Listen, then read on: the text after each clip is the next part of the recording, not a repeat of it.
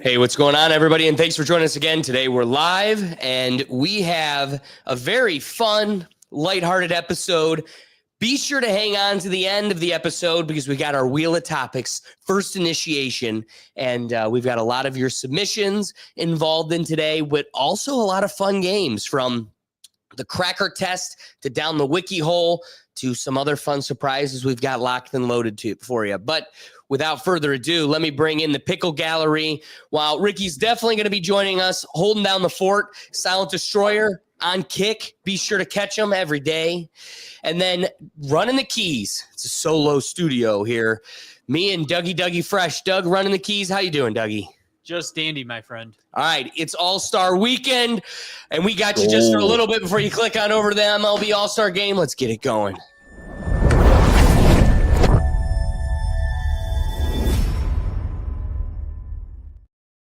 I got a little quick on my britches here and jumped into the intro before at least explaining what's on the docket today. For the first topic, we're going to be discussing the $3 billion lawsuit that South Park is fighting, and it may blow up the beloved franchise. The second topic is going to be a click-to-cancel rule, which was intending to make canceling subscriptions easier, has been blocked. Shocker. And then the last topic of the day is how passengers flagged by TSA after Swamp Crotch sets off alarms. Oh, yeah.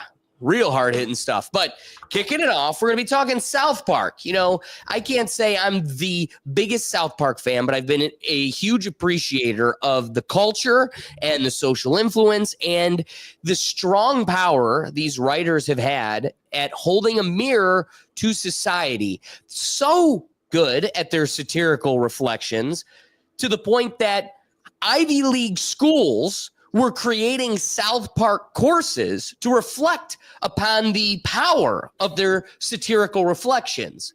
Now, fast forward to 2025, the franchise is bigger than it's ever been, and it's expanding in all these different avenues, from the show that you know and love and what channels you can find them on to specials, long, in-depth, extended shows that exceed an hour, maybe two, and read like a featured film. They put a lot of time and effort into them, and those tend to have even more social influence and impact, and they seem to be more topical. That being said, we're going to take a look inside the $3 billion South Park fight that may blow up its future. So if you're unaware, Paramount's Global, the company Paramount Global, believed it had a framework for an agreement with the series creators Trey Parker and Matt Stone. Skydance, the studio's likely imminent new owner, balked at the terms, and the South Park creators have brought on a bulldog negotiator, Brian Friedman, to turn up the heat. So the premiere of their 27th season of South Park is intended to premiere later this month. It was actually supposed to originally premiere last week, but they pushed it back because of all the ongoing lawsuits. And it could even get pushed back again. We'll be lucky if we get South Park this year. Well, and that's definitely what prompted the topic for today, is because now it is looking like encroaching on that new series release date. It's looking like it's going to be pushed back, if not maybe even, like a Lil Wayne album blocked from the public and put in the vault. So as we had discussed, Paramount Global and the incoming studio owner Skydance has brought about these issues. At the heart of the dispute, there's a new 10-year, $3 billion overall deal for Parker and Stone that would more than triple the valuation of the current deal that expires in 2027. According to people familiar with the situation, Park County, the South Park Pears Entertainment Company, believes it struck a basic framework with Paramount Global on the agreement. I think that Paramount's pre-acquisition was interested in a broader range of possibilities than would have been approved by Skydance and Redbird, an insider close to the negotiations said. But Skydance, which maintains that its approval has a right on the contracts as it pursues regulatory approval of its merger with Paramount, has other plans.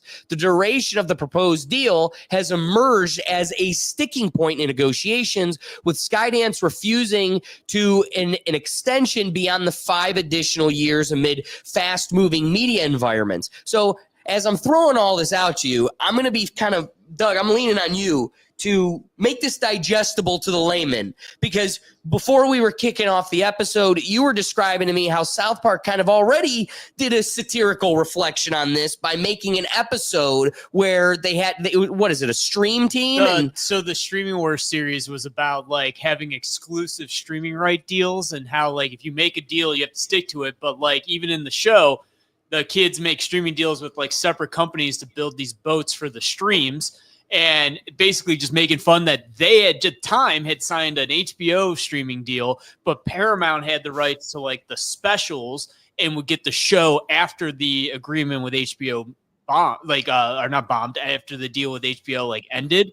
But like, dude, this whole thing is basically Paramount was going to renew them for 10 years, which would have been great in my opinion. But now the new owners, like the Skydance, which is merging and going to be the managing people of Paramount, don't want to do that $3 billion 10-year deal, which I think they should. 10 more years of South Park, I'll take it as long as they actually produce a season each year. I'll take it. But basically, like the reason why South Park creators sued here is they had this deal, and now that the tentative, like preliminary agreement on the merger is set, pending like the approval by the government, they believe they have the right under the agreement to have contract stays on all this stuff. So they, being about to buy it and take it over, don't like that deal. South Park creators are suing, saying, well, you have no say in this deal because you haven't actually, the merger hasn't been approved yet. And that's like at the bottom of the article I sent you guys before that like kind of started this conversation we all had. But it basically, they're challenging that, no, you have no say in this deal because you don't actually own the network yet. It hasn't been approved. So why can you have a say in this? But I think it's pretty stupid because like HBO has the series, Paramount has like all the specials. Why don't I just keep it going? Just keep everybody happy and put the new seasons on Comedy Central then. You know, like they're already making this. They already have multiple weeks already created because it was supposed to air last week. Like just air them. My God. Well, and this is where corporate greed impedes upon creative art and, you know, expression, because like you said, they're already made. And so kind of like Lil Wayne, how do you have a whole Carter 5? It is made and done, and it gets stacked in a vault for 5 years at least, because there's these petty fights flushing over. And again, it's not like, as Doug indicated, everybody's still getting paid. We're still going to walk out of this with a fat bag. So why are you trying to impede on making this bag fatter? Why don't we just get it out? Because now it's like fighting over the pennies, the crumbs, the leftovers. Yeah, I'm getting a chunk. Yeah, you're getting a chunk. But I want my chunk to be bigger. Mine's supposed to be bigger than yours, or it's got to be a little bit fatter. That's what's going to get in the way here. Now, before I continue down the road much farther, I want to get an idea. So, Silent, are you a South Park guy? What do you think of this little fight going on? I love South Park, and I'm really surprised that they're actually like Paramount is actually fighting with Matt and Trey. Like, they have an immaculate track record of like garnering an audience's attention for multiple decades now. Comedy Central, what it is, honestly, they were Comedy Central's main show for a while. Exactly. And they literally have made TV channels and What I have an issue with here is that Paramount thinks they have leverage over South Park. Like, do you know how many TV networks would wish they can get the viewership of South Park? And so I don't know. I kind of have a feeling that Paramount is kind of fumbling the bag here. And like what you guys said, the episodes are already done. So what's the fight over? Just release them. We all know the public wants to watch them. And they're just holding it up for no reason now because they think they have leverage over South Park. But newsflash, you don't. Because there's so many other networks that wish they have South Park on their network. Dude, South Park is too big to fail. Yeah, well, and Bat and DH is always reliable. I love these comments by Brad Richardson. You know, the show's resilience is undeniable, but this fight could delay or derail new content, alienating fans. And following it up, Parker and Stone will come out on top, whether through a settlement or a new deal, because their satirical cash cow is too valuable to let die. Still, the whole saga reeks of corporate nonsense. And what's laughable is, like, we're talking $3 billion asset here. And the thing is, I think they realize that they don't really have the leverage, but they're just like clawing on and being desperate here. That's clearly what it is. Like, it's very obvious. Well, and again, it's this. We've created a corporate structure that leeches off of the actual product, the actual creator, and it's because these folks, they had to create a whole network and financial mechanism through legal jargon that laymen can't read, so they have a reason to exist. There is literally no reason for a manager, an agent, in terms of how much they can, or these production studios, for how much they can impact and leech from the natural creator, simply because they've created gatekeeping institutions and they've created legal hurdles that a layman will inevitably trip and stumble unless they have a professional to navigate it for them. So somebody like Matt Stone and Trey Parker totally agree with Brad Richardson. The America that we're sold in grade school is supposed to be the America where it's like, oh, you can't help me, I can't help you. Well, then I'm gonna go and I'm gonna go find someone else that can, or I'm just gonna do it on my own. At this point, at the $3 billion size, where people are taking vacations from across the world to come to my restaurant, Casa Bonita, I should be able to just put up shop wherever I want. And you either assist me in this, and that's where you get your 10%, or I'm going to find someone else who will for 9%. But the problem is, dude, look at like Taylor Swift, right? She had that grueling lawsuit against her production company.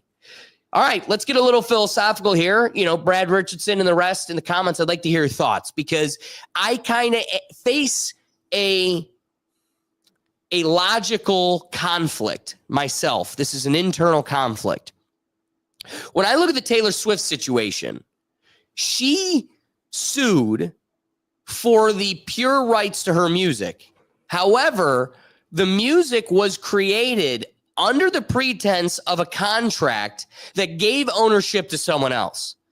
Now, I have friends that have been on the podcast, the great band in Cleveland. No one really knows them, and they're incredibly talented. Hey, take a step off on Nashville. Any single bar at any given minute is a gem that could be made into greatness given the right production studio, management, backing. So you have a all Skid Row of talent and skill, but none of them can get off the ground without Big Daddy's platform, Big Daddy's marketing department. And so I get disgruntled. If you ever seen Curb Your Enthusiasm, I get disgruntled when Taylor Swift plays the victim and creates this music for this production company the production company's resources turns her into bigger than Michael Jackson, the biggest thing to breathe air. And she gets to turn around, play victim, sue them to get full rights. Well, it's like, whoa. Without my mechanism, you're still a nobody, 16 years old, strumming a guitar on Nashville street.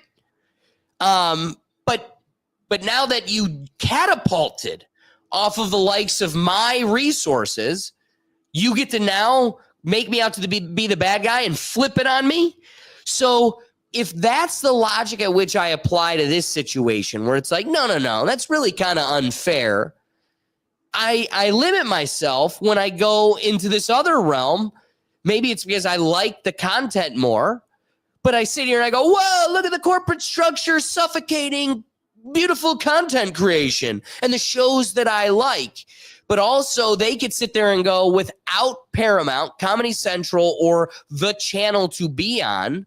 Now we do know, Doug, remind me, what was that website in college that you could go to and watch like any South Park episode? It was like southparktv.com. Yeah, southpark.com. They air all their episodes on their own website. And that's because actually they have a unique agreement. Their company is actually created by like an agreement here. Hang on, I have it right here on my phone. South Park is owned by Paramount, with streaming rights owned through a joint venture Parker and Stone operate with the company called South Park Digital Studios. That's who runs the website, which is governed by a 5-member board of managers that includes Paramount affiliates, comedy partners, Comedy Central people. And so like they have a unique deal dating back to 2007 that gives the company 50% of the streaming revenue through the joint venture. So they have a very unique deal because they started streaming on their own website before streaming was even a thing. They were a huge DVD hit, huge TV hit. Streaming wasn't a thing. They made this deal. So they're actually sitting more pretty than any other TV series that came out after the streaming age, for sure. Isn't it crazy, though, how much red tape there is? Look at how much red tape. Like, that's just the stream. We're talking about the channel, whether it's on your cable for Comedy Central, or if it's streaming on HBO, or if it's on the Paramount Plus platform, wherever you're finding it, that's its own dialogue. Prior to, like, official streaming being, like, broadcast networks, there was this streaming website that they had to do all this red tape, jumping through hoops. Creating a company, setting up a venture. That's crazy. So, but then at what point do we go, but guys, back when I was 10 and you were like the grunge, you were the real grunge show before you became seriously a fabric of society. And they were making 20 episodes a year. Right. Yeah. So again, think about now your 10 episodes are worth 1,000%. Sure. Your 8 episodes are worth 1,000% more what a given episode at 20 episodes a season were worth in 1998. So the problem is, in 1998, you were not a fabric of society. You used the leverage, the marketing power, and the resources of dealing with this red tape. You drew every line. You were like, okay, so I'm going to have a pain in the ass down the road putting this on websites. And that's a problem for the future. And then you're like, well, I'm going to make a line over here. This is good. And then you're like, you created this whole wall, and now you're caged and tangled. And you're like, help, you all love me, right? Biggest audience in the world. I deserve help. And it's like, yeah, but at what point do I look at you and go, you created this, so you got to pay a lawyer to hopefully weasel you out. Well, especially because they signed these 2 agreements with HBO and Paramount. They started this. That's true. That's the whole part of it right now, other than like the whole other, like there's the whole other part about them not getting the deal with Paramount, but the whole other lawsuit is between Warner Brothers Discovery and Paramount on the rights to it too. So they really started this whole thing, and now they're getting into it for a whole nother reason, but it started because of that reason. For sure. That's exactly the crux of the point here. And I like Brad Richardson. He gives the suggestion, Parker and Stone should settle out of court with Paramount and Skydance, securing this revised deal and guaranteeing creative control and shorter term commitments, 3 to 5 years with 3 to 5 movies, while keeping 50-50 digital revenue. And again, guys, the revenue pool is so deep that it's like, we're fighting over pennies, well, guys. Dude, that's like too. Like they sign these deals for all these specials, and really, they haven't even done one a year. Like what the original plan was for these specials was to release like one a year. Well, we haven't had a South Park season in like what 2.5 years now or something, like since 23. So it's like, okay, they're doing these specials, but now they're not doing the shows, and then they do the show, and we don't get a special. It's a whole back and forth, and like. None of the fans really win at all here. Right. But again, dude, we're not talking about some Sam Hyde show. Like you said, we're talking about something that has the weight and power of a 2-3 year hiatus, and it's as if you never missed a beat.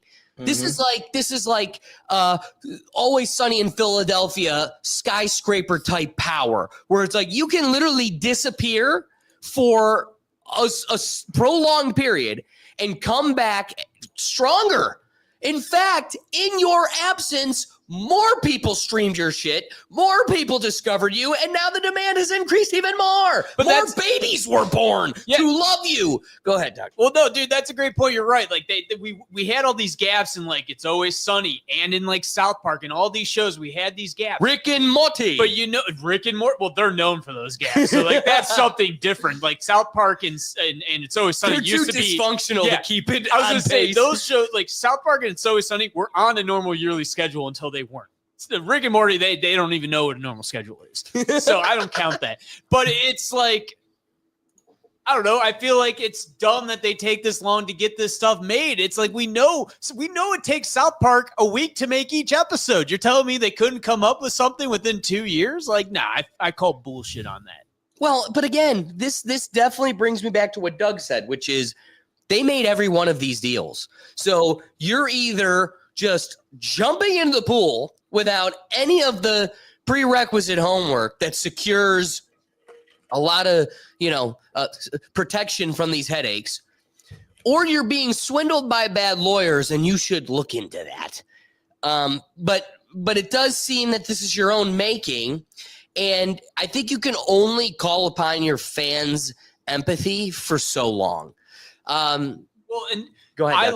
They lost some of my empathy when they went from doing, okay, I don't care that they've taken longer in between releases, not so much. Sure, right. No, I agree. What pisses me off is they've been doing this for 26 seasons now, all right?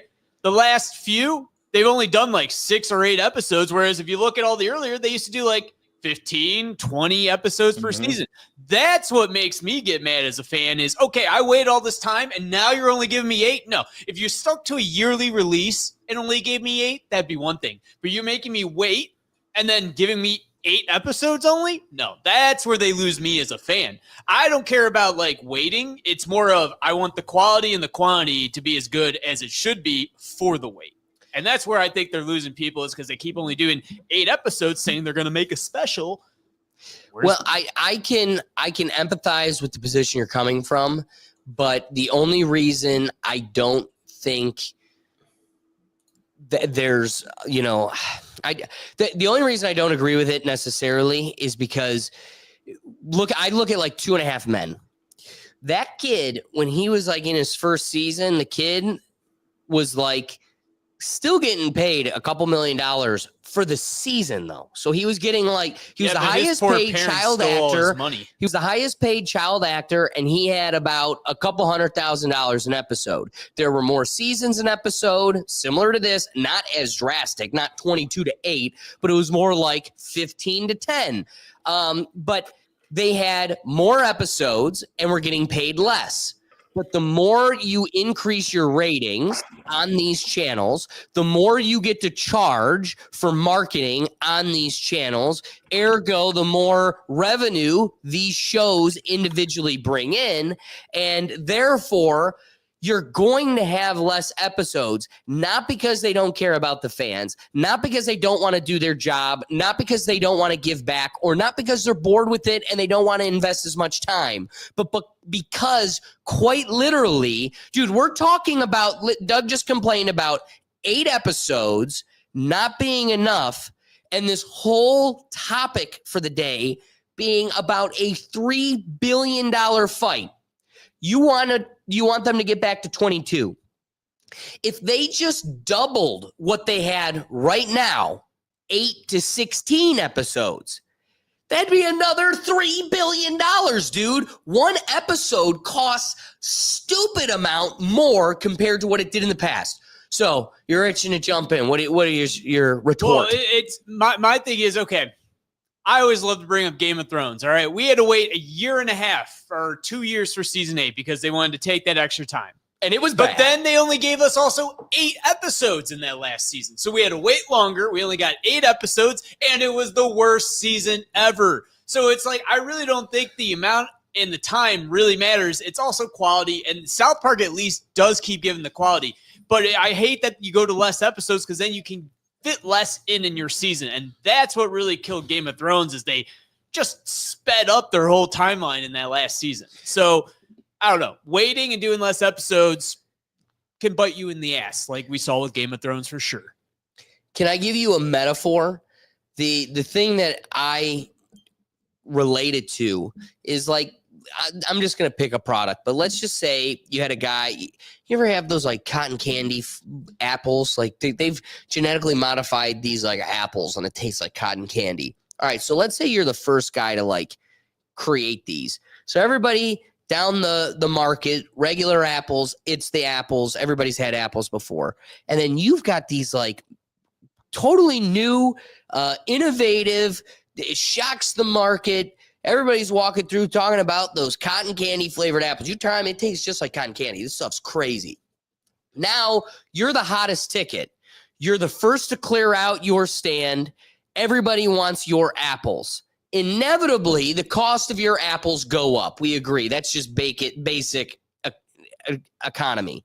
So when you have a show at 22 episodes being bought by Comedy Central for X million dollars, that's what one episode is worth.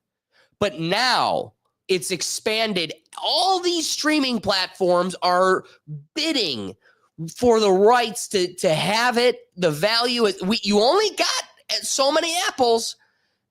It gets to the point where myself being sold into the market can't afford more than 8 apples.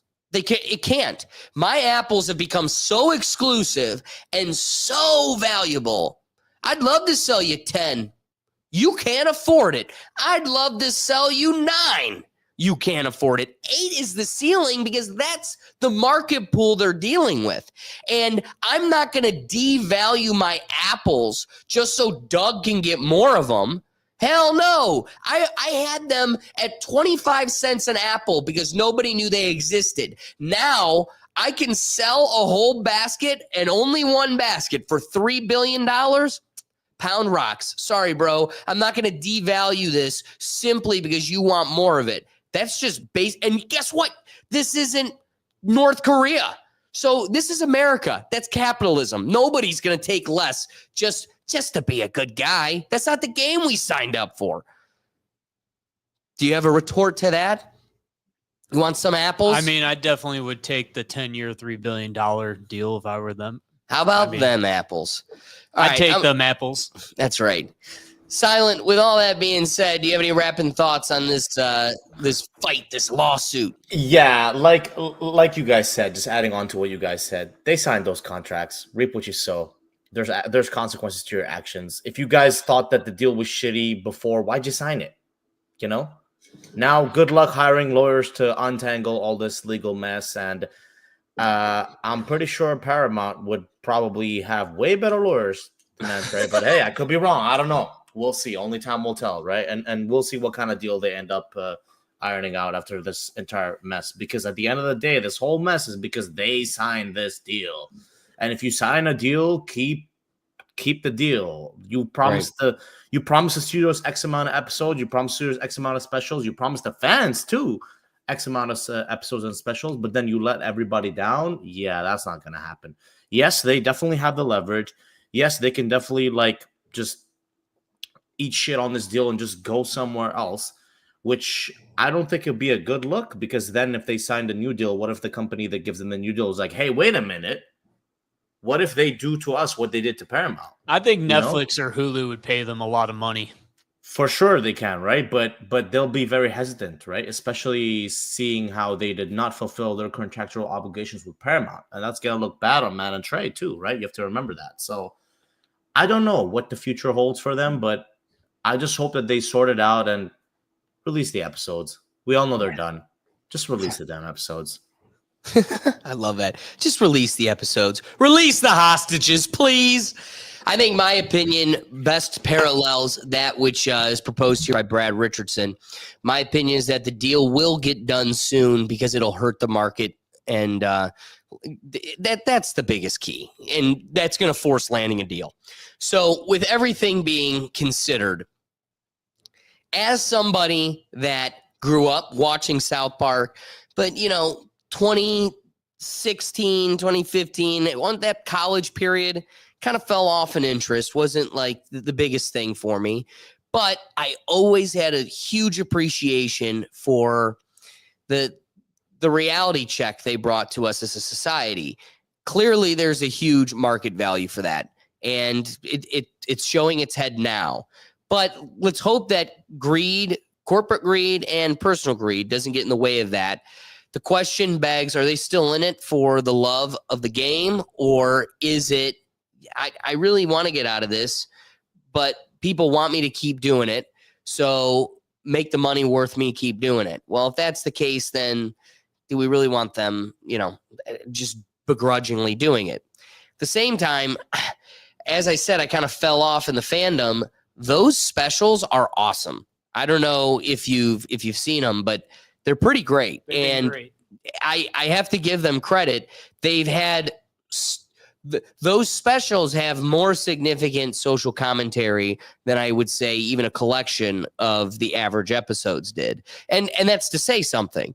But I agree with Brad Richardson. I think money and the attention span of our goldfish market and audience is going to force action immediately.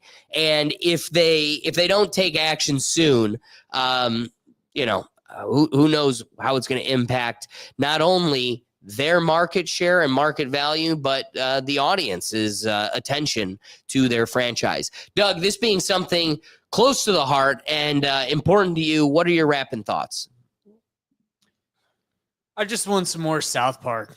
Been waiting long enough, and they're already made. They're supposed to come out last week, so that's what really pisses me off, is knowing that they're ready to release them. So I want them. All right, just get them out there. Do a temporary deal for just this damn season, then get them out there before because they love to be current in their episodes, so they gotta get this stuff released before it becomes all old and stale. And then that's not what they do. They don't do old stale stuff. They're supposed to be new, current stuff. So get it out there. I agree. I'm trying to. All right. So bringing in Ricky to join us here for the next topic. We excited to do this. One's very, very crazy in my opinion. Husfraba. I need to relax myself because I may let my tempers get away from me if I don't just take a minute to take a breath, because with, Doug, I'll say his name, damn it, because that was the whole purpose of creating the show. Doug's getting calls from people leading into today's episode that we've been catified, but use the P word. We've been catified. We're afraid to say his name, and they're kind of right. We had to toe a line with these algorithms because they suppress us. We can't say half the words we want to. But with Epstein and everything else going on, it just feels like this is an unwinnable battle. Like the whole mechanism is entirely built against us. And this is just a microcosm of the giant problem, which is you, me, and the rest of the plebes are going to lose every time to the powers that be. What's this crazy guy talking about? The subject being a click-to-cancel rule intended to make canceling subscriptions easier was blocked. Ooh, I love that. A click-to-cancel. This is reported by AP News, the most liberal news article source you could find. A click-to-cancel rule, which would have required businesses to make it easier for consumers to cancel unwanted subscriptions and memberships, has been blocked by a federal appeals court just days before it was set to go into effect. Let that sit in. So we've created a corporate mechanism where your ability to cancel, we've contracted. Okay, here's where we're at. We've contracted to the point where you can legally, like a hostage, hold on to my credit card number and charge me into perpetuity. Unless I go through a series like a maze and jungle gym. I have to climb through 15 different pages. Really, I need to do 5 different Google searches to find an explanation on how I go through the settings and my account data to cancel a subscription. That, they said, you, the consumer, you deserve that. They're allowed to do that. In fact, they should make it more complicated. That's what your government said. So the Federal Trade Commission proposed changes adopted in October, requiring businesses to obtain a customer's consent before charging for memberships, auto renewals, and programs linked to free trial offers. The FTC said that at the time that businesses must also disclose when free trials or other promotional offers will end and let customers cancel recurring subscriptions as easily as they started them. Heaven forbid that be a protection, the social contract we've committed to the state actually protect for us. No, bitch, bend over. You deserve this. The administration of the president of Joe Biden included the FTC's proposal as part of its Time is Money initiative, a government-wide initiative that was announced last year with the aim of cracking down on consumer-related hassles. Let it be known that this was one little good thing done by the Biden administration for the regular man, being blocked by the now current Flying to Beautiful Islands in the Bahamas administration. I digress. The FTC rule was set to go into effect on Monday, but the U.S. Court of Appeals for the 8th Circuit said this week that the FTC made a procedural error by failing to come up with a preliminary regulatory analysis, which is required for rules whose annual impact on the U.S. economy is more than $100 million. Let that sink in, folks. Let that sink in. So the government, ripcord, pulled a blocking of this bill on an ancillary error, a procedural error, because the agency, again, who collects all of our taxes and is an unfettered, removed from the checks and balances agency that's supposed to represent you, they happen to accidentally neglect, and I'm not saying this is the malfeasance, they did create an error where they failed to file this preliminary regulatory analysis, and the only reason that caveat applies here is because this will impact the U.S. economy over $100 million. That means you getting swindled, bent over daddy's knee, and blindly just bled of all your resources affects the economy over $100 million. This is a significant impact that our economy relies on your ignorance, you being a victim of this corporate mechanism. The FTC claimed that it did not have to come up with a preliminary regulatory analysis because it initially determined that the rule's impact on the national economy would be less than $100 million. An administrative law judge decided that the economic impact would be more than $100 million in that threshold. Don't you just love that? Like, we're not in the world of lords and kings and queens, but it came down to one federal. You know what I was about to call them. And they get to decide, no, an entire governmental agency's analysis on its financial impact is wrong. Now, it could have just been that the opponent to this contention just had a stronger argument. They were able to convince the judge that it clearly is over $100 million. But then you got to ask yourself, where did that incentive come from? Who was fueling that financial incentive and that legal defense? The court decided to vacate the rule. Quote, while we certainly do not endorse the use of unfair and deceptive practices in bullshit, practices in negative option marketing, the procedural deficiencies of the commission's rulemaking process are fatal here. Oh, so you no longer being, rhymes with grape, totally taken advantage of by our market would have fatal impacts on our economy. So we've created an entire corporate mechanism that relies on your victimhood and blindly being just bled out the back into these other cronies, big corporate pockets. The agency is currently moving forward with its preparations for a trial involving Amazon Prime's program. The trial stems from a Federal Trade Commission lawsuit that accused Amazon of enrolling consumers in its Prime program without their consent and making it difficult for them to cancel their subscriptions. The trial is expected to take place next year. That's how much they love you. One more year of you being taken advantage of and bleeding into the economy. Okay, I've ranted enough. Oh, Doug, before I flip it to the Pickle Gallery, what are your thoughts? Oh, I've got a simple solution to all this. All right. It's Second Amendment. No, all they should have to do is not require a credit card for the free trials. You still have to put in your email address, and you can't reuse that email address for a free trial again, but don't put in a credit card for a free trial. No. Then it's a truly free trial. And then it doesn't automatically renew, and this whole thing becomes mute. Like, that's what the streaming services need to do. Then they could just look at a judge and go, look, we're not even requiring credit card information. This lawsuit's now mute. This rule is now mute. It's like, that's all they have to do. Don't require a credit card for a free trial. The thing that you say that's all they have to do is something they'll never do. You want to know why? Let's just say I'm selling stickers. Dumb enough to forget.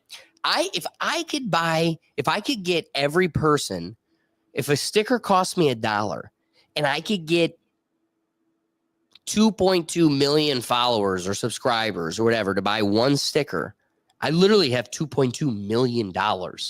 So imagine if Netflix is like, okay, of the pool of people that sign up for Netflix, 70% of them sign up and stay with Netflix. But there's 30% of people that join the free trial, use it for 7 days, and then leave. If out of those 30%, they can get half, 50%, to just accidentally pay the first month one time at $24.99 a pop.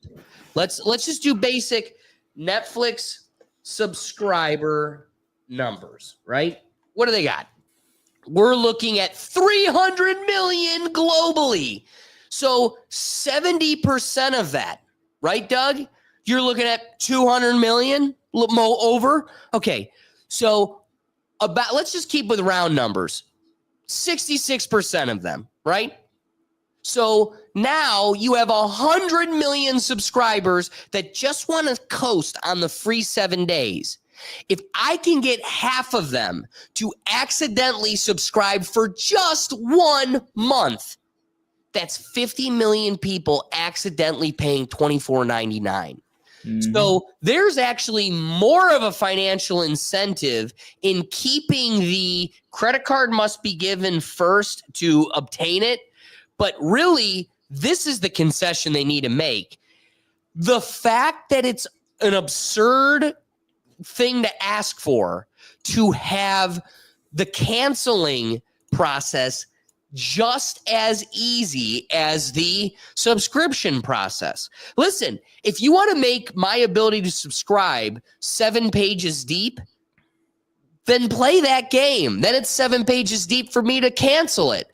But the thing that's the most effed up, and it should really call for alarm, like grab your musket, why are we letting this happen, is because it can be one click to subscribe. Just literally type your credit card number and hit submit. We got you. But then I still can put it 12 pages deep for you to cancel. That's absurd. Let me flip it to the Pickle Gallery. So, Ricky, we haven't heard from you at all yet. I gotta get your thoughts on this this absurdity, or maybe I'm wrong. So most when you subscribe, right, for a free trial, you can literally just cancel it and you have those days. Right. And that's what I do. Well, hold on. Can I push back just a little bit? I will say some of those subscription companies have gotten smart now, and they have the ability on the free subscription to cancel your access the day you cancel.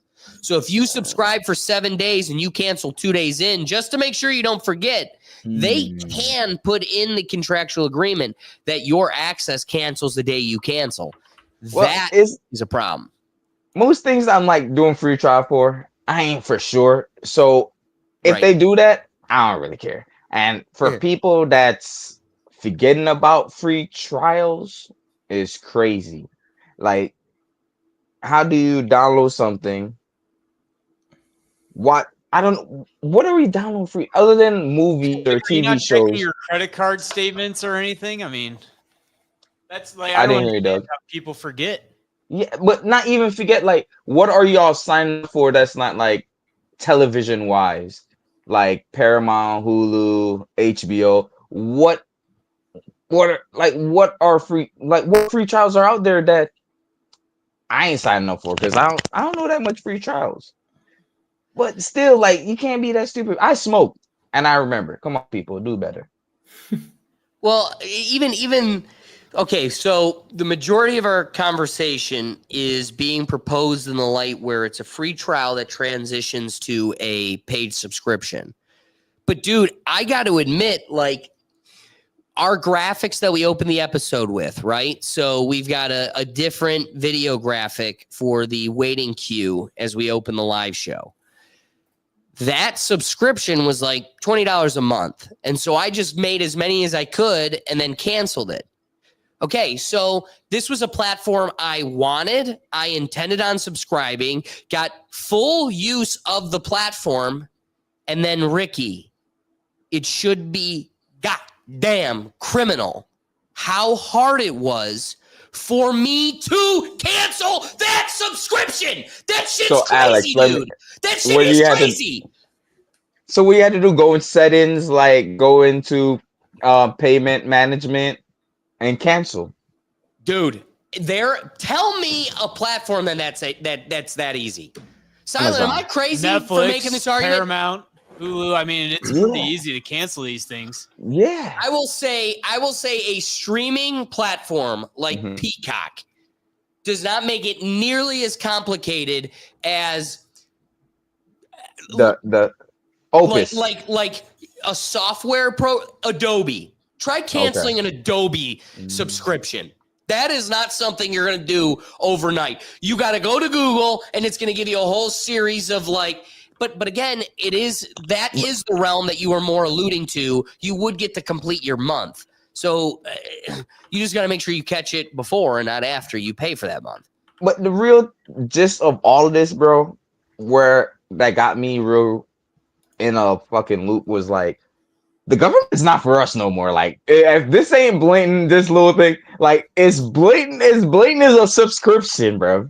The government, like, before we could guess and we're like, yo, you know, they're canceling this and that, like, shit happen. You see shit happening. But this about subscription, a judge coming and blocking something about subscription, like, just to make it easier just to press a button for a subscription, is the wildest shit of I don't fuck with the regular people. Y'all figure it out. Y'all fund me. Hey, see y'all on the golf course. They bought me a yacht, so it definitely. My decision is it definitely is more than $100 million of the corporate market. That being said, Silent, what do you outsider looking in? As Ricky said, our guy he diagnosed this perfectly. So, as somebody who kind of observes it, what do you make of it? Honestly, at the end of the day, all this shows is that these companies know that most of people are financially illiterate and do not look at their statements, right? And do not check their credit card statements every week or every month or every before interest kicks in days period. And they know this, and they utilize this, and they leverage this as a fact for them to get free revenue, essentially. Because for a company, they know that if you are on a trial, but they still need your credit card for the trial, then that trial is not free. They're basically relying on you to be lazy enough to do the free trial, and whether you use the product or not, they know that you're probably going to be lazy enough to just not cancel it, and then you're cooked, right? So there's two ways to combat this, right? One, you can either just get yourself like a gift card, right, and use that to sign up for free trials. Or two, there's a fantastic website, not sponsored or anything, but I've used them before. It's called privacy.com, where they give you a one-time use credit card to sign up for trials. And then obviously once the month is over, they can't charge you because the credit card is expired. Right. So you got to be smart about what you sign up to. These companies deliberately and purposely, and now with the assistance of the government, are going to make it extremely difficult for you to cancel your subscription, but they're going to make it extremely easy for you to sign up. So my advice to everybody listening or watching this, if they need a credit card from you for something that's free, then it's not free. Then they're relying on you to not be competent enough to go through with the hoops and loops of canceling, and they want your $25.99 the next month. So yeah, you're basically going to become a paid customer, whether you use the service or not. That's why you got to stay diligent and stay smart with what services you sign up for. Otherwise, death by 1,000 cuts. You're going to sign up to so much free stuff, and then the next month you're going to get like a 3 or 4 digit bill that you don't even use. Right. And because you don't check your statement, you're going to be like, where's all my money going? Okay. I want to leapfrog off of something the Gladiator said over here, where he's like, the free trial thing is a trap. You can never remember to cancel, can never make it easy on the little guy. I want to push back just a little bit on Silent and Doug's point. Okay. When my dad, back in the day when I was in grade school, my dad didn't give me cash. Some parents were like, I'm going to the movies. Here's $20. Quickly, when I got old enough, my dad stopped doing that. He gave me a credit card. On its surface, it seems like, oh, what a spoiled kid. My dad did it so he could micromanage everything I spent it on. You give me $20 cash, I spend 10 of it, keep 10 of it. Accrue that enough. Now I've got cash. Dad doesn't know what I'm spending it on. Whereas dad made me feel like I had, kind of my own realm to work with, but he was micromanaging every purchase. He would take that credit card away if I ever use that credit card without his permission and without coming back with the receipt. That being kind of the way I was raised, hyper fixated on. Now I'm getting older. As I'm getting older, getting into college, now I have my own credit card. And it's been this instillment that you keep your receipts. When you get your statement, you check every receipt. And you'd be amazed how many times you catch a waitress at a bar that, hyperinflates her tip. That happens to you way more than you realize, and you're only catching it if you're looking at it. But you do this enough and you have it. But you got to say, dude, it's incredibly time consuming. And at some point, you start making a cost-benefit analysis, and it's like, all right, maybe some months I eat $20 for the sake of saving myself 3 hours every month. That's also a pretty lazy mentality. Now, bringing it full circle, my defense to the regular man is when my dad gets to instill this skill, this life lesson into me, There aren't that many receipts, brother. Even for my dad running a household, there are receipts, but not nearly as many as there are to manage today. In my opinion, everything is a subscription.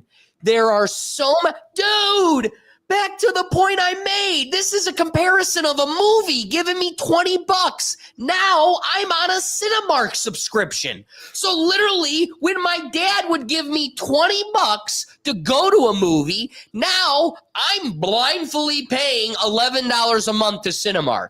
And then it might go 2 months, and I'm like, oh yeah, shit, I've accrued tickets. Good thing Superman's out. So, okay, I go in with the full intention. Don't even go make me walk down the lane of I will defend the Cinemark subscription. Love that. Love that. But you realize that so much of what was its own independent piece of the market has now become fully entrenched in the subscription template. Something like a movie, which is a basic ticket exchange, has been able to swindle the market. I look at Will and I'm like, Will, trust me, dude, this was literally 3 nights ago. I'm selling him on the Cinemark app. Dude, you got to get this. And he just looks at me and he goes, dude, wait, are you telling me to get it? I already have it. I'm like, wait, you have it too? Why are we not going to more movies? So, one, more people than you realize are on this train. But then there are parts of your life, like your gym membership, brother. Planet Fitness, yeah. Wait, anytime. The whole business model runs on that. Bent over a barrel. I spent 3 months paying them for a gym I wasn't even in the state of, just because it was this whole circus of getting unsubscribed. It's exhausting. And so pushing back in the defense of those people, I do think it's kind of a glossing over easy, a little bit ignorant to be like, well, just check your credit card statement. Brother, our credit card statements are so fat and we're talking about the masses. I think you could train, the engineers, the doctors, the lawyers, a lot of the people to take on those exercises. But the masses are the asses, and they're signing up for a subscription everywhere. The people that can barely afford dinner today are like, yeah, but I've got Peacock, Paramount, Disney Plus. How many people are not going to make rent this month that have Disney Plus? Think of that question I posed to you. How many? It's more than 2. I could promise you that. So, that being said, Doug, I need to solicit an opinion from you because I know you've got an opinion not only on the subscription base, but you are a heavy advocate in holding these people accountable for not checking their credit card statements. So what statement do you want? I mean, hell, I believe that everyone should have streaming services and stop going to movies. I think you're crazy for paying $11 a month to Cinemark. Is that what you want to hear? Because I think that's dumb.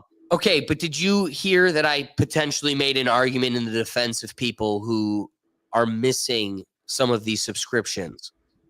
I wanted to. I mean, people like, okay, if you're buying these subscriptions, you're putting on a credit card, a debit card, something that you are either getting mailed a monthly statement or can log online and see daily what you're doing. So, yeah, if people are forgetting it, I don't feel bad for them, but do I think it should be easy to cancel? Yes, it shouldn't have to be a whole rigmarole just to click the cancel button when all it took was clicking, sign up to get signed up.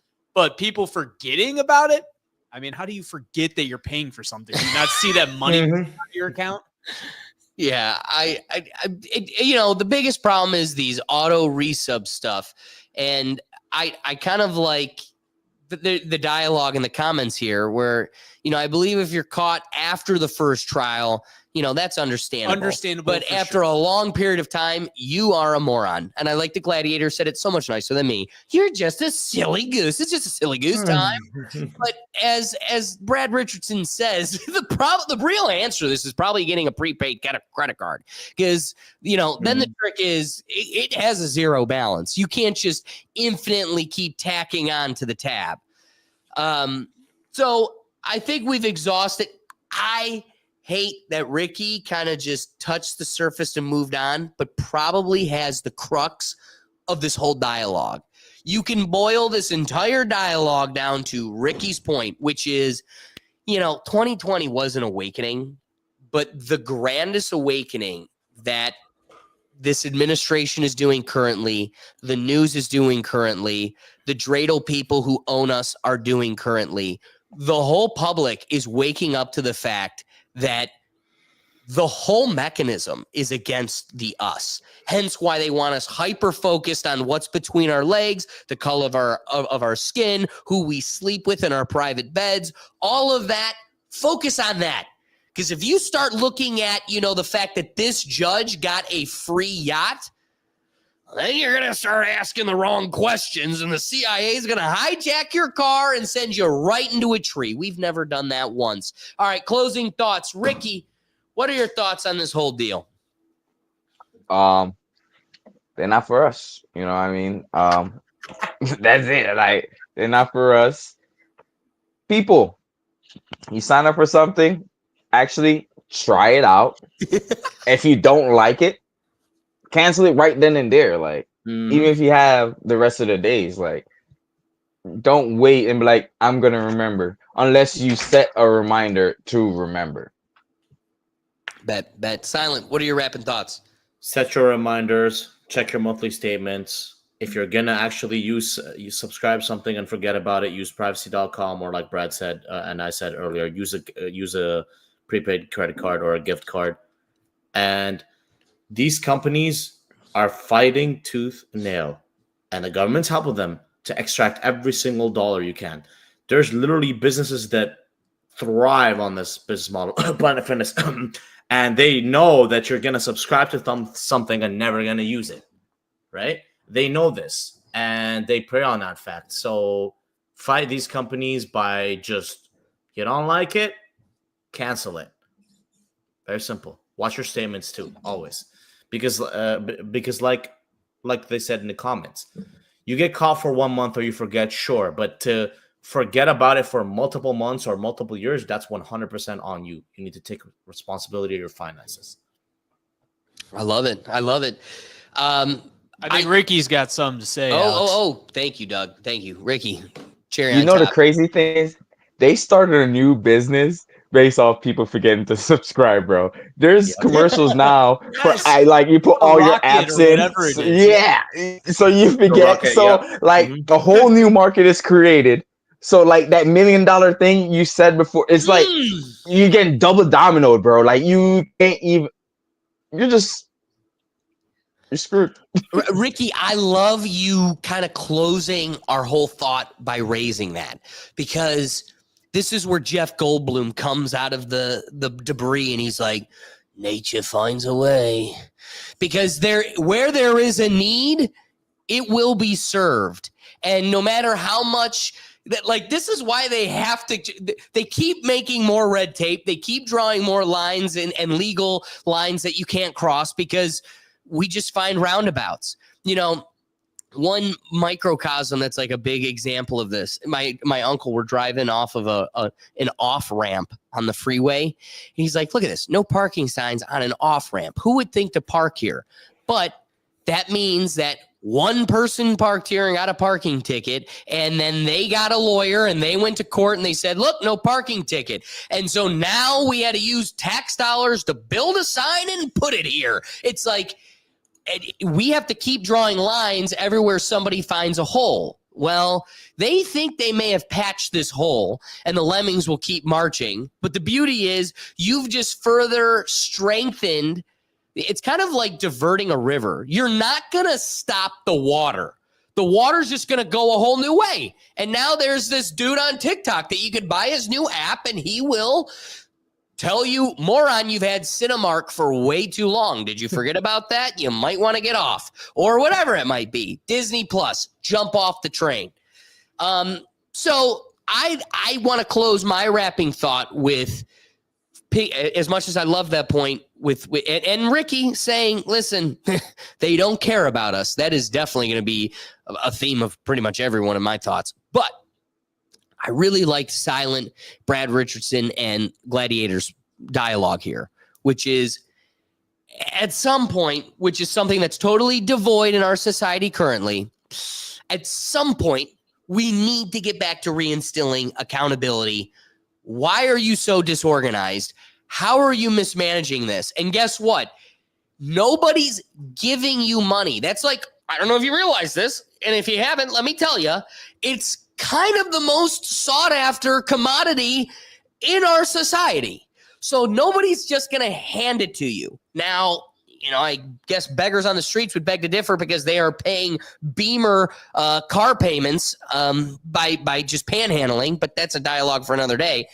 But you shouldn't be operating just thinking money's going to fall into your lap. So when you accrue it, you should probably be conscious of how you're losing it. If you're just hemorrhaging out the side, just a little depletion of cash, understand that that's making up like a third of the market as we ran the numbers at the beginning. Like the fact that this could be barred or blocked by the government to begin with on the premise that this is a third of our economy, you should be worried. Yeah. You should be like, why is the whole corporate mechanism relying on my ignorance? Either give into it, baby, and swim with the salmon, just keep going with the stream, or now that you're conscious of it, maybe liberate yourself from the ignorance, fight against it, be organized, hold an accounting book of what you're supposed to be involved in. So when you go past and you run through your statement for the month, you're like, wait a second, I was supposed to cancel this a couple months ago, or this isn't supposed to be here. Then it stands out to you. And the sad part is the common theme you find more than anything is it's the same folks that blame society, the same folks that claim to be a victim, are the same folks that really you're a victim of your own ignorance. You hurt you. You should have been the one that has been watching your invoices, managing your money to the point where nobody could sneak that by you. Giving a voice to the voiceless, I want to close with some of the comments I'm seeing here. Brad Richardson saying this stuff is what was the old school magazine sales in high school trick. Oh yeah, the magazine, get free year and then charge the bill. Yep, that's a great point there. It is. Yeah. But this one I think reigns true the strongest, which is accountability has to be forced down this new generation of people because they're going to need it. And because soon you'll have no cards, no money, just a chip, because that's what the World Economic Forum has told you. You'll own nothing and like it. And this point's probably on a social credit balance or on a pension. So just wait until they can start, curbing your finances based on your speech, based on your social credit score. Welcome to the future. Doug, wrapping thoughts. I mean, I don't feel bad for people who, like we talked about, haven't caught it for a long time. Don't feel bad for them. But because it's understandable to forget it. You go a month and then you cancel it and maybe you try it out for that month then. But it shouldn't be a whole process to cancel. And I think it's sad that this whole thing got stopped because of one argument between the court and the FTC. It's like, oh, it is 100 million. No, it isn't. That's dumb. Dumb. Loopholes, baby. Saves them every time. All right, getting to our last topic here. We're going to end with some fun, some silliness, some enjoyment before we get to the wheel of topics. A passenger on a flight was flagged by TSA after, quote, swamp crotch sets off the alarm. And it's happening to others too. Nearly no one enjoys getting stopped by the Transportation Security Administration, TSA authorities, at the airport. But when checkpoint alarm bells begin blaring around travelers' groins, as happened to one of the befuddled passengers not that long ago, there is a chance it's due to extreme wetness in their pants, insiders say. A self-proclaimed mid-size woman, if she's calling herself mid-size, big size, large size, not in the middle, claims TSA, what's that, Riggy? Big back. DeMoss.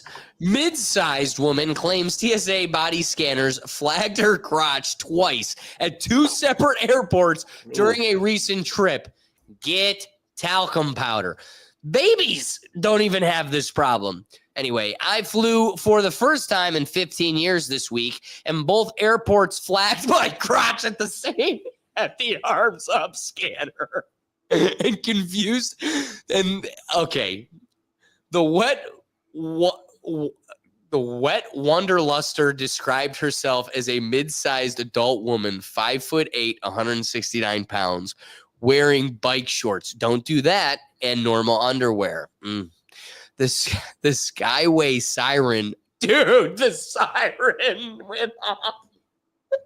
Assured social media readers that her private parts are neither pierced nor outfitted with medical devices. She claimed her pockets were totally empty. Quote, I don't care about the pat down or the cavity search, I guess. They were polite and professional, and it doesn't bother me. But I'm wondering what did it. No need to wonder, because the internet knows it all, says the crotch sweat. They're likely right.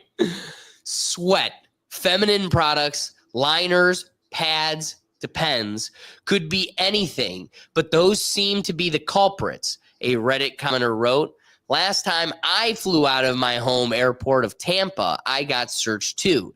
Admittedly, an equally clammy jet setter.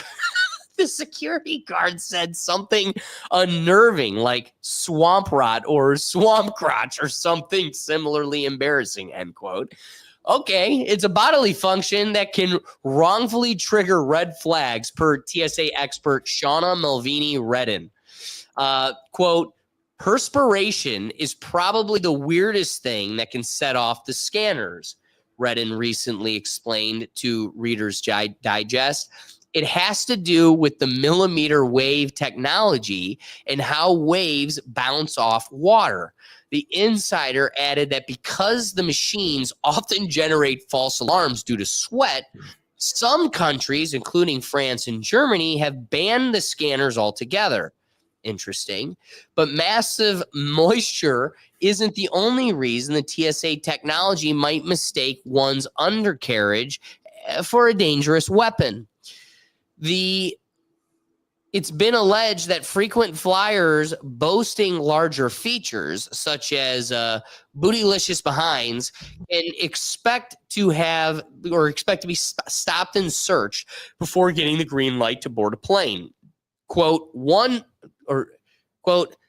on-person screening technology effectively screens diverse populations of travelers every day, TSA representatives previously told the Post, adding that their devices and screening algorithms are trained to recognize body composition, which, again, gets to the other side of this dialogue, which is how the TSA people can be creeps getting pure naked views of your body.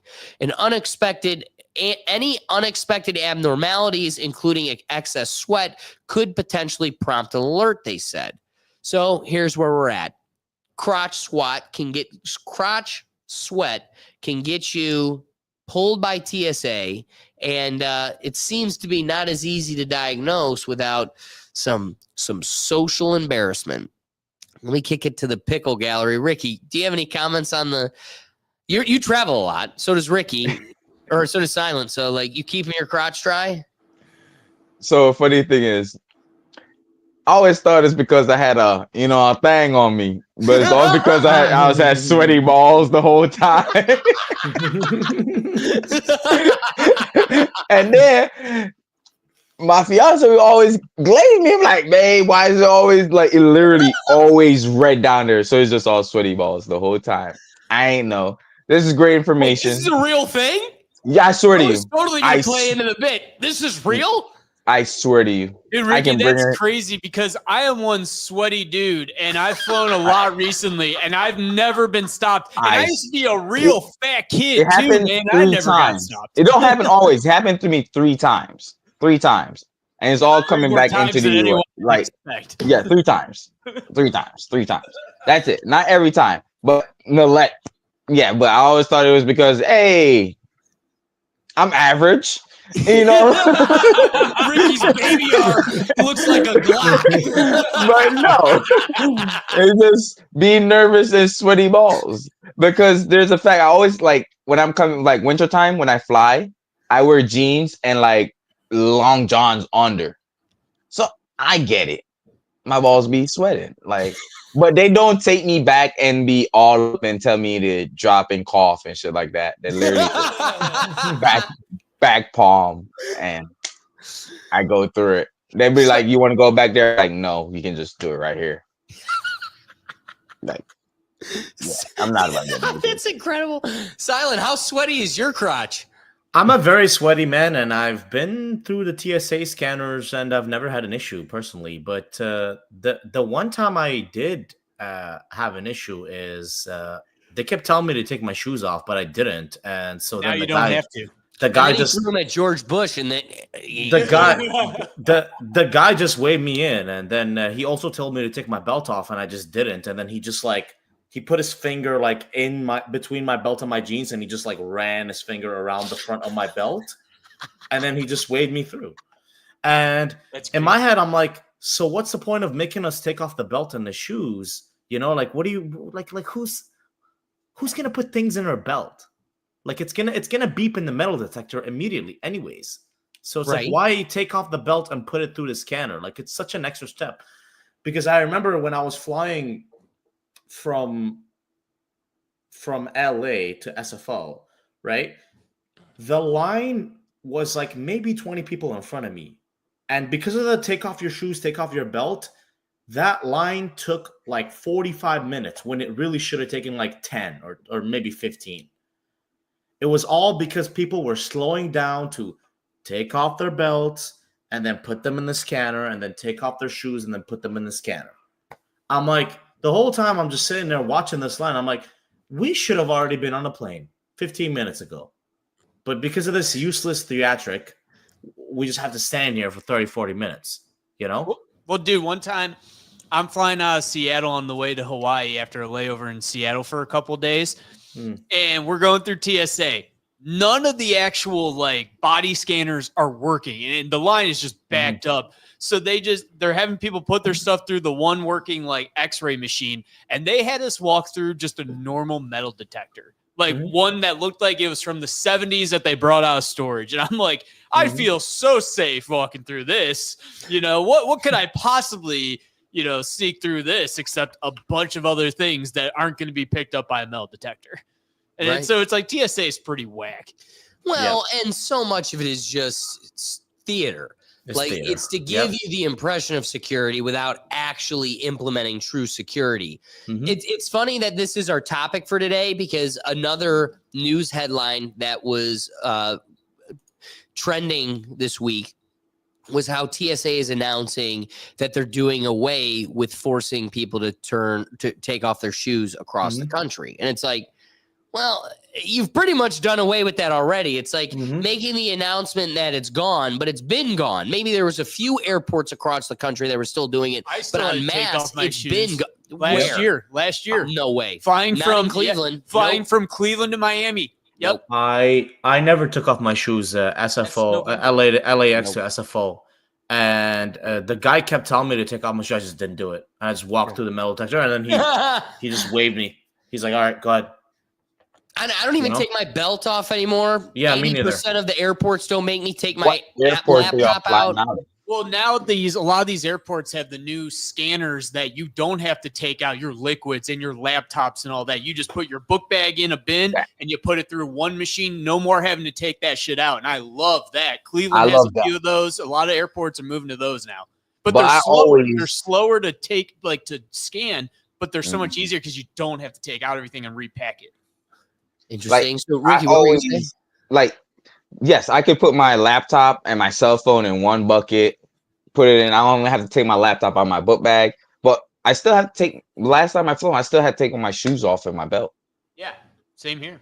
And also, a lot of these countries don't even have these body scans. You're really just going through a metal detector. Well, it's TSA because everything changed after 9/11, man. Everything changed. My dad used to tell me he bought a Busch Gardens metal bat, carried it on with him. And then like I remember like 10 years ago now or something like that, he bought like a coat rack, tried to bring it on as this carry-on. They made him go all the way back through security to talked put about it in the carry-on. We talked about it on this show. My mother snuck my dog popcorn from Florida back to Ohio in her purse. A whole fucking dog. Wait, just TSA in her didn't even purse. catch that. TSA didn't catch that. Brother, a dog in her purse. Dude, TSA made really it through it all. And just the whole time, that dog didn't make a peep, didn't move. You Literally irradiated. one time during the flight, dog's head popped out. We gave it a treat, went right back in. Dude, you irradiated your dog with the X-ray machine. Just so you know. Your dog is radioactive. Well, that explains why she was just a little off. She is a little off. I'll give you that.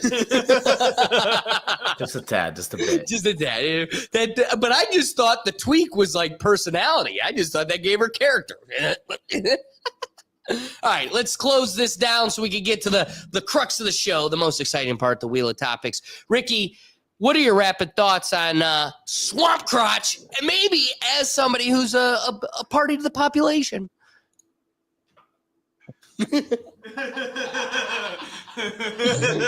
I would start wearing just my drawers and shorts if it's not winter.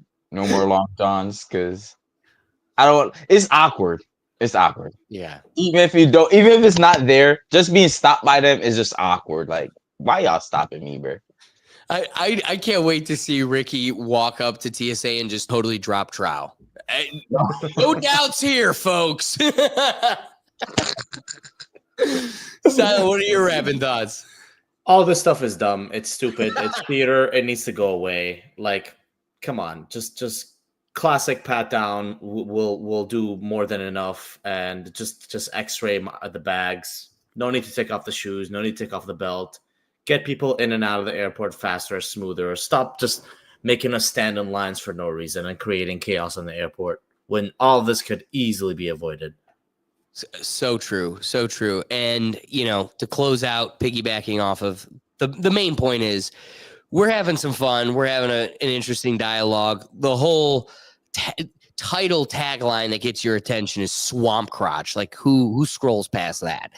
But it is all just political theater. None of it's real. It's not actually bringing about security as much as it's simply there to put on the show, to make it seem as if anything changed after, as Doug indicated, 9/11. But I love what makes this such a fun topic and why we had to do it on the show is like, as Brad Richardson throws out there, like, Ricky Sweaty Balls ain't TSA approved. Like, what a wild concept that we have this technology that is heavily relied upon. You could pretty much rely upon it for anything, a pew, a knife, like whatever it is. And then it's also got Ricky's crotch. It's like, you can't distinguish the two. That's crazy. Ricky's like, wait, hold on. They thought my phone stand was a gun before, bro. Wait, they thought what was between your legs was a phone stand? No. Like it went through the X-ray machine, and they thought my phone stand was a fucking like a gun.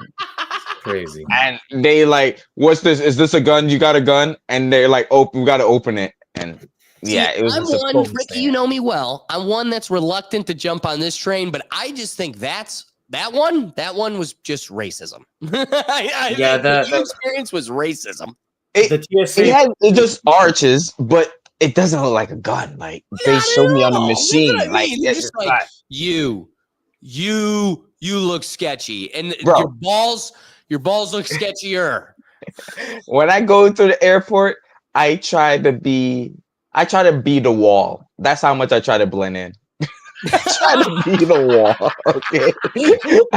I don't go by. I don't move too much. I have my one bottle of water. I sit there. I go to my gate, sit patiently, wait. I don't do too much. I don't like even go to the bathroom too much. I just be normal because I don't want no bullshit. I'm not reading that.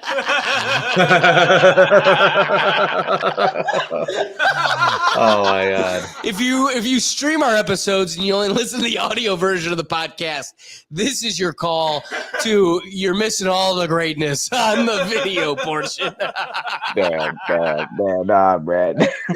No Diddy, dog. So my thoughts are wrapped. Baby powder. Keep that crotch dry and you won't be bending over for TSA. Doug, what are your rapid thoughts?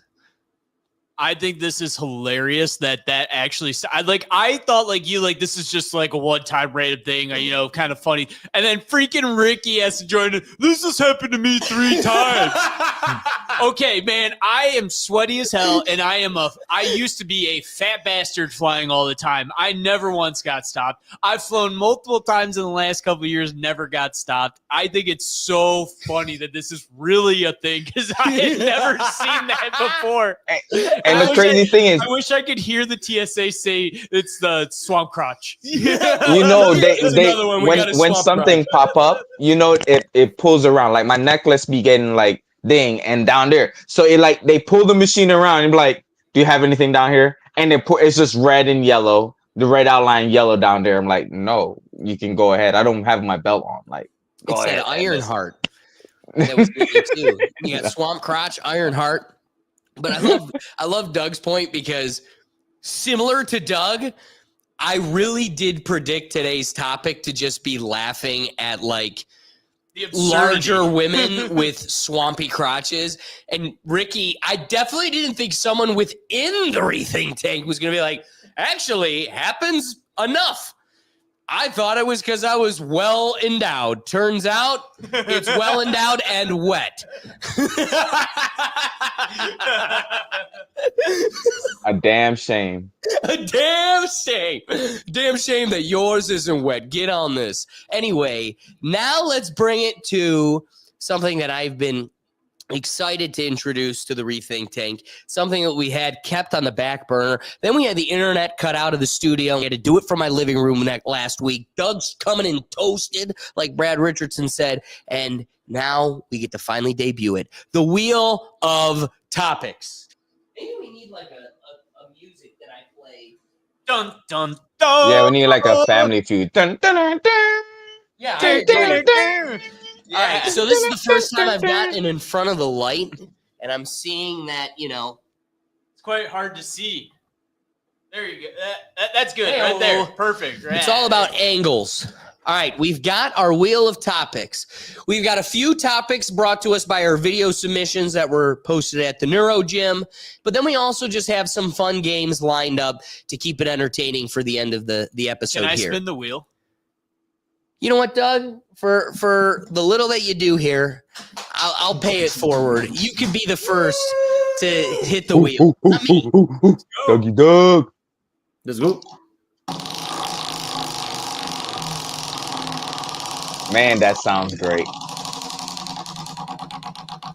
What are we doing tonight?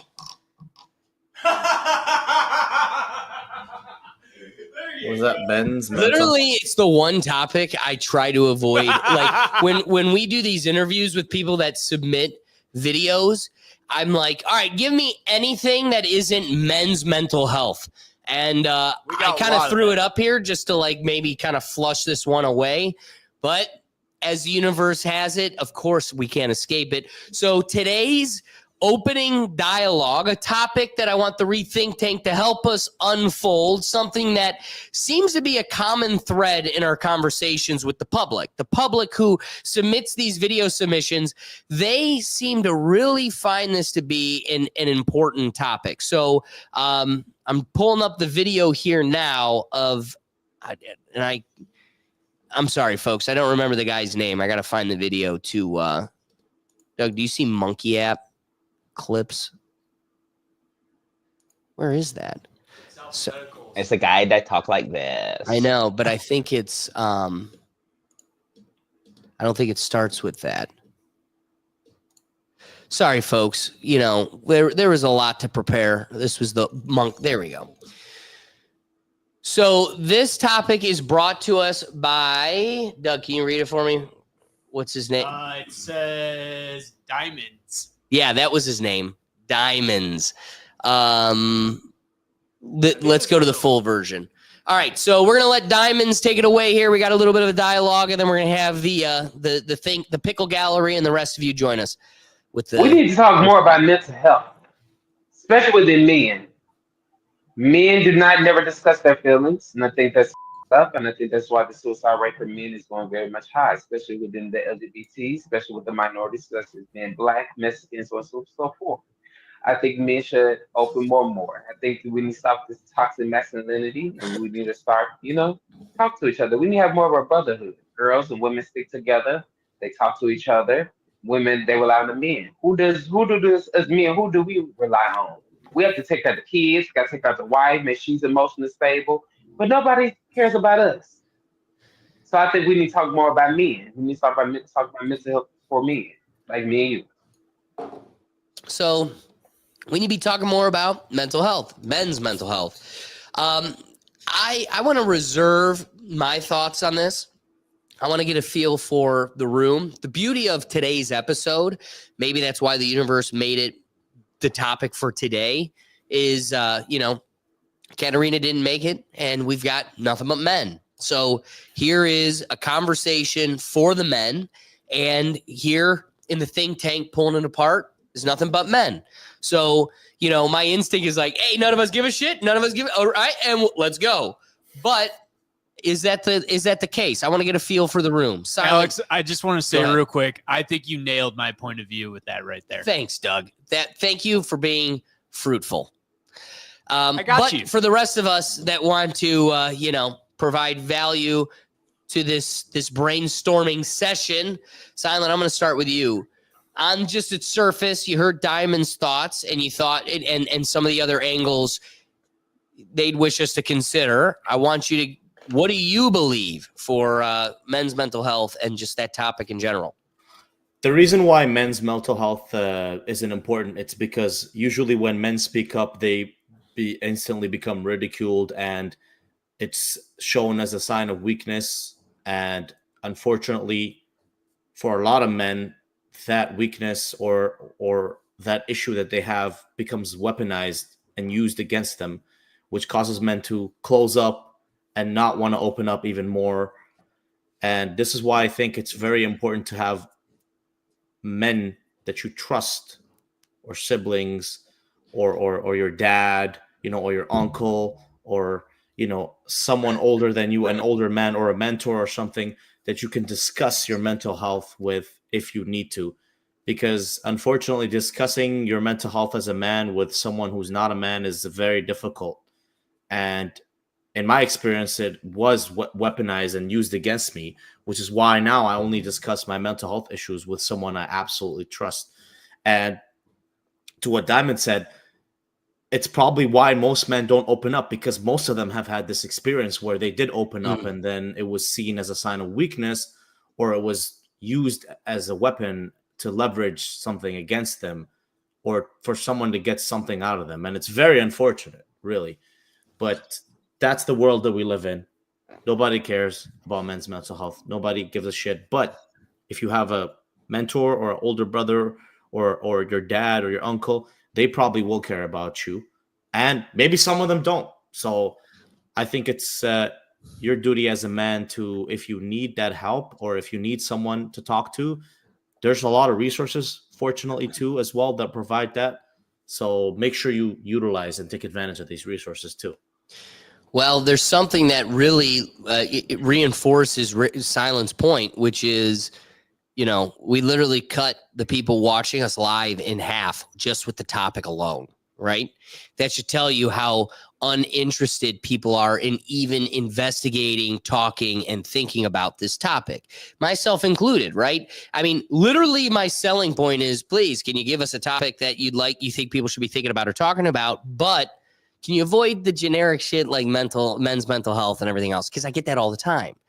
Why is that something I get all the time, though? Maybe that's because the instinct is we understand and know this is what we need to be talking about, but there's zero interest and zero demand for the dialogue. But can we investigate why that might be? I mean, the reality is what is the value in having that conversation? And now this comes to the balance of like a therapist versus like, do you just need somebody to talk to about your problems? Because we all need that. We're social animals. So whether it be your wife, your mom, or a legitimate therapist, sometimes you just need somebody to talk to. I had an absolutely terrible incident that happens to me at work, right? Sometimes I just need to be able to go talk to someone about it. Like just going to my other boss and being like, this is what I experienced. And just being able to vent it, how much better I feel. I really don't need you to give me advice. You don't need to guide this train. Sometimes I just need to feel heard. On the flip side of that too, though, as somebody that's in charge of an office of employees, we had an issue with an employee who went to a chief of police to complain about one of their employees. And that was a total break in the chain of command and issues. And it was because they emotionally, I felt like, female, by the way, I felt like this person was giving me attitude, blah, blah, this, that, and the other thing. Long story short, it all boils down to, what did you want from this? So we all had to have a conference call with the chief and the employee and blah, blah, blah. And then you got to have your moment where you go, I felt like you were giving me attitude and blah, blah. Nothing was solved. So what's the lesson here? The lesson is sometimes you just got to swallow the pill and keep moving on. Well, that's more of a male trait than anything, right?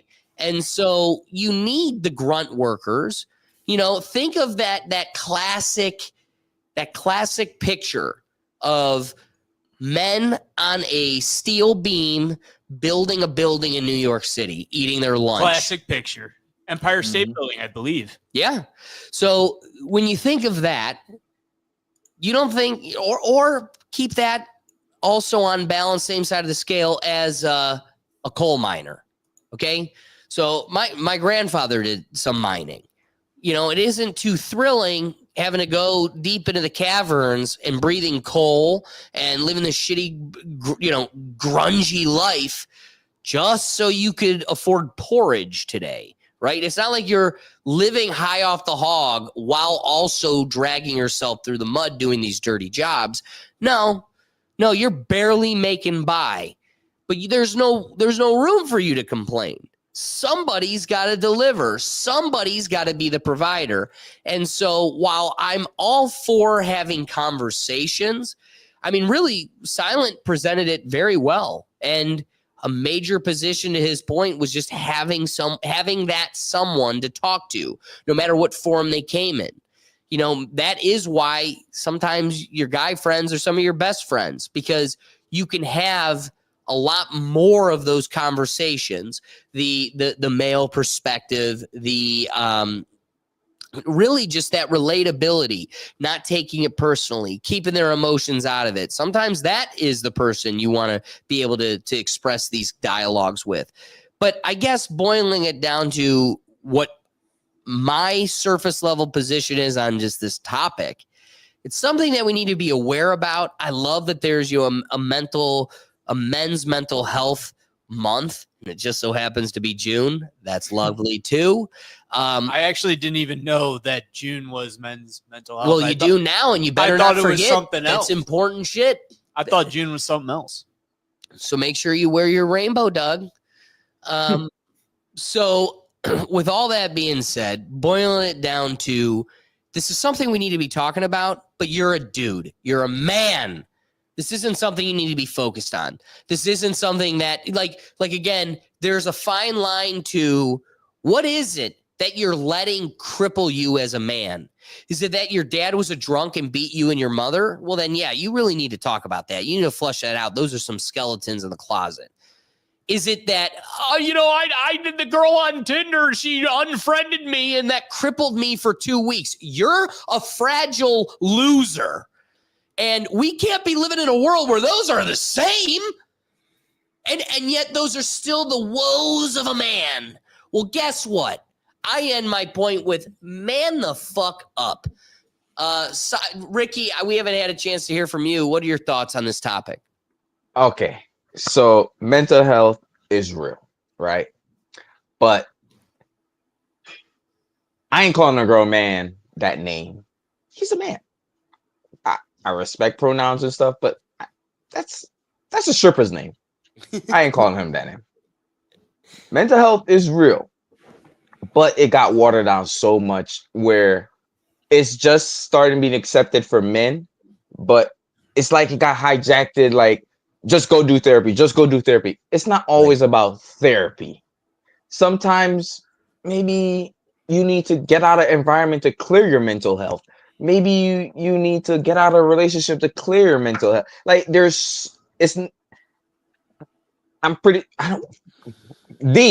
my boy D that gave us this topic, I'm pretty sure he's a great advocate for therapy. I'm an advocate for therapy. But as a man, how long are you going to do therapy for? Before you feel whole or feel fixed? Like, how long until you get back to your norm?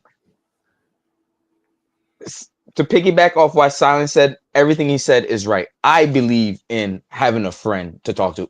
There's certain things I will not speak to my woman about. Just because, as he said, I don't want that shit ever to come back where you feel like you can use against me. As a man, I'm just not going to bring those certain things to you. It's just how I operate. Like, no, you ain't. But but certain things are just men conversation. You just really need. If you have a father, you just need to talk to your pops. If you have a good homie that you grow that brother bond with, you just need to talk. If you have a big bro that's not going to judge you, that you can just literally talk to, and he gives you his response based off just honesty and life experience, you need those people in your life. You should not. You can't live life as a lone wolf. There are lone wolves, but you need a pack, pretty much. Silence said it. You need people around you that help you and put you, like, that just give you a nudge. Like, bro, what you doing? Like, bro, come over here. You look different today. Even if you don't want to talk, just someone that can acknowledge that, hey, you ain't operating how you usually operate. Like, what's going on? You want to talk about it? Even if they don't want to talk about it, you showing that goes a long way. But we just gotta stop being, as you said, Alex, we're men, bro. Like, suck it up. Wake up tomorrow. Thank God for a new day, and keep it pushing. Because not everything bad lasts forever. Also, not everything good lasts forever. You just, life is emotion. You just gotta keep going through it, dog. That's how I see it. I like that point as a good segue to the hard-hitting reality of, I think, Doug's point as he's going to present it to us. I'm going to transition with Brad Richardson's comment here, which is he's gotten misused in modern times and now is an excuse to do certain things. And it's all effed up. I mean, it's really just an excuse to be catified. See what I'm doing there? I'm avoiding the P word. Doug, what are your thoughts when presenting this topic?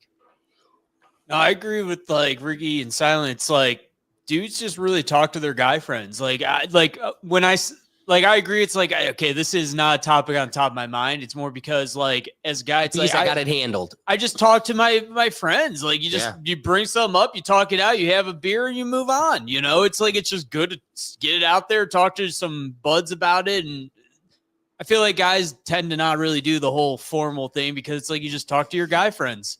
And it's different, I'm sure, with like girls you talk to girlfriends. Maybe they need therapy because talking to a girlfriend is different. But I talk to my guy friends. I'm like, feel good. I'm good. I love that point. So bringing in all the guys here, can we say that this very gay topic fully satisfied? Are we all satisfied? If we're satisfied, say hi. Hi. I was gonna resist throwing up straight bombs here, but they did it. They said it. They were right. I think mental health is not gay. Yeah, D was. Look at where it came from, right? I mean, I can't sit here and belabor it too much, but at the same point, I like Doug's point. Doug's point puts the cherry on top, which is like, we don't really think about this or talk about it because we got it taken care of.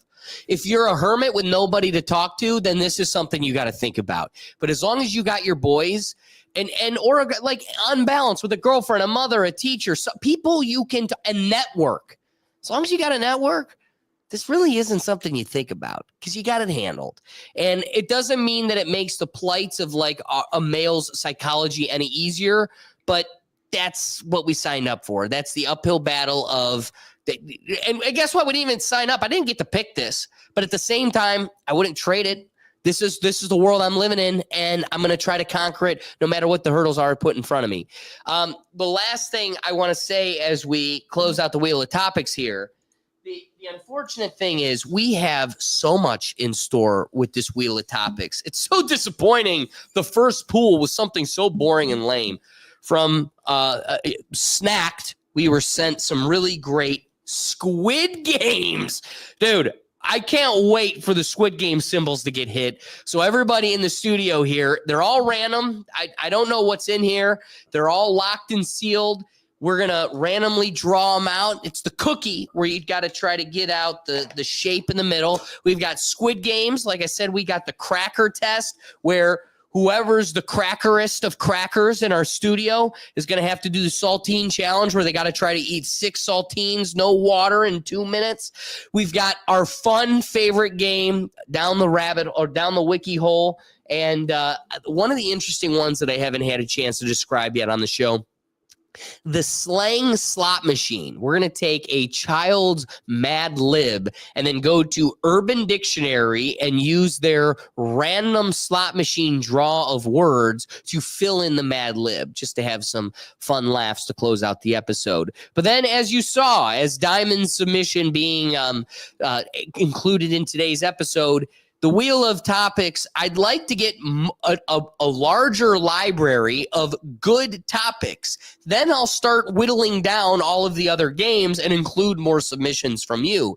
Now, how do you get yourself featured on our wheel of topics? The way to do that is to go over to our Neuro Gym. We need you to become a member. It's free. It's easy. All you got to do is supply an email, and then that's how we open up the avenue to our dialogue. This is our best way of communicating directly to you and you communicating with us. Start a forum or jump into the Wheel of Topics forum and add some topics or games or segments you'd like to see featured in our show. That being said, let's close out the episode. I want to thank the Pickle Gallery joining us this week. Silent Destroyer, tell the folks where they can find you. Kick.com/Silent Destroyer, live every single day. Every single day. Don't miss them. There's so many great clips. Brother was just watching Diddy front row seat get acquitted, so don't miss the show live every day. Mm-hmm. That being said, we also got Ricky from Just Another Day TV. Ricky, tell them about you. Hey, I was live for 2 hours today on the job. Hey, There you go. Got 2 subscribers, man. We're going places. We're going places, and you will see us at top. You know where you're going to see us? Outside. Let's go. So don't miss it, because even if Ricky's, making laughs at the fact that he's just getting started on Kick, he's got a whole nother platform with Just Another Day TV. Find him on YouTube and Instagram and at The Right Way. Be sure to find him. But guys, we want to thank you for joining us for the live show. The whole purpose of the live show is to get you involved. Shout out to the Gladiator. As always, the crowning jewel, Brad Richardson, Straight Bombs and the rest of them. The whole purpose of the live show is to get you involved. So we appreciate everybody's comments, being able to be a part of our dialogue and being featured in the episode. Again, as I mentioned, the way you find yourself directly impacting the show, whether if not the comments, join the Neuro Gym. It's our free alternative to the chaos of social media, and be a part of our dialogue. Think of it as a glorified Discord where you can create a profile and it's just like a social media post and make connections. But that's not the only thing we're doing. We've got the podcast, the actual podcast, not our live show, coming out with new episodes every Thursday. Silent Destroyers episode is going to be coming out here in the next couple weeks. We've got all of my favorite guests lined up. No new folks with this new season. I went and cherry picked my favorite people for some of the greatest conversations, and that you can look forward to coming out every Thursday morning. We also do our Sunday show, Rethink Actions. You don't want to be missing this, where you could find us every Sunday at 11 a.m. We've been doing a summer series where we're doing the AI videos. This past week, we just did Bigfoot, we did Star Wars, Harry Potter, and the upcoming weeks are only going to get funnier. We're also going to be having a late night unrated AI Rethink Actions episode, and then we're also going to be doing an at night episode where we're doing horror. Some of the AI videos of horror videos have been really great, and so we felt we can't be doing that at 11 a.m. on a Sunday. So catch us in the evening for that episode coming out in August. All of these great programs can be found in one central place, and that's at our website at www.rethinktankpodcast.com. So again, folks, if we made you laugh, if we made you think, the best thing you can do to support what we're doing here is like this episode. Be sure to subscribe so you don't miss it moving forward. And if you liked it, then that means someone else you know will too. So be sure to do us that favor and share. That is the best thing you can do to help out what we're doing here. Share that link, because if you like it, that means someone else you know will too. And it really gives back to the efforts we put into this. It's a whole team effort, and we appreciate you being a part of the journey here. So with all that being said, guys, we appreciate you joining us. Be sure to hit like and join us here next week. We'll catch you next Tuesday. Peace.